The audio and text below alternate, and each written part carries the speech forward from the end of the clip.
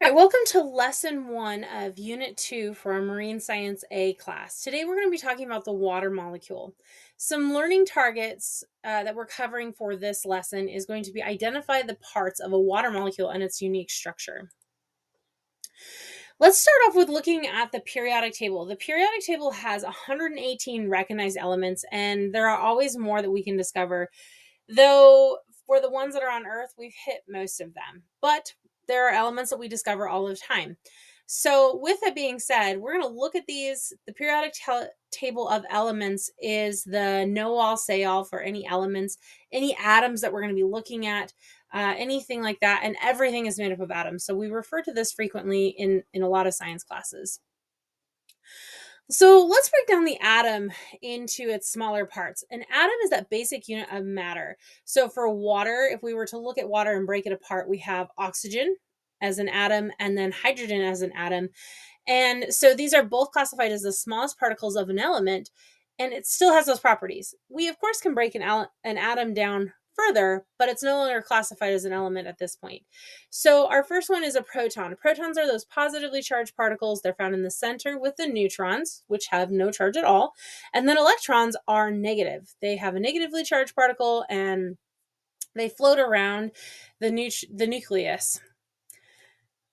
When we have atoms that get together, they like to bind together to create chemical compounds. So this is typically when two or more elements join together, they create a chemical compound.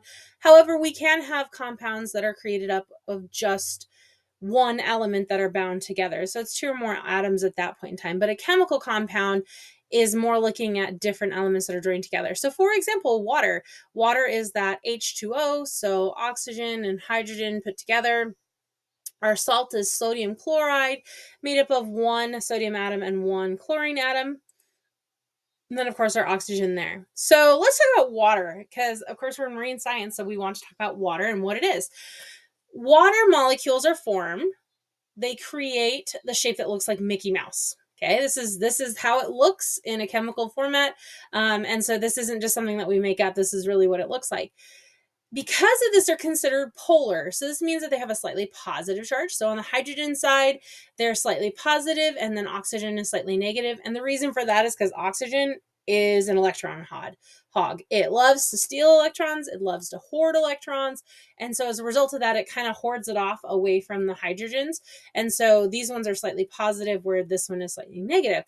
And then when you throw a bunch of those compounds together, all of a sudden you end up with them sticking together. So your slightly positive charges are attracted to the slightly negative charges. And so it just forms this thing much like a magnet. They just attach together and call it a day.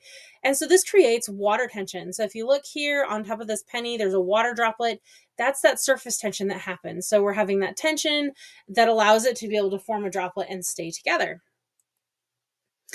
Water's attraction. Water loves to bond to other molecules. So not just other water molecules, but they can attract to other things. So if you put salt into water, that water is going to dissolve the salt and it's going to be attracted to those salt molecules and integrate it into the water itself.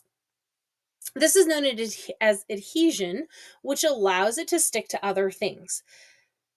A solvent are substances that are able to dissolve other substances. So any liquid can be a solvent, but not every solvent can dissolve every solute.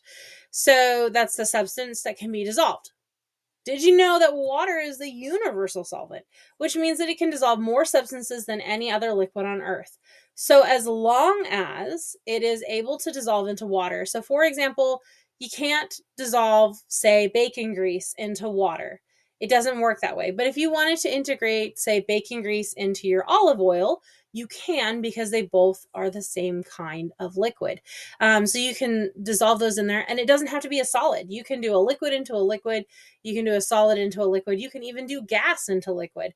All of those dissolve into that. Okay. All right. That is it for lesson 1. We will see you in lesson 2 next time.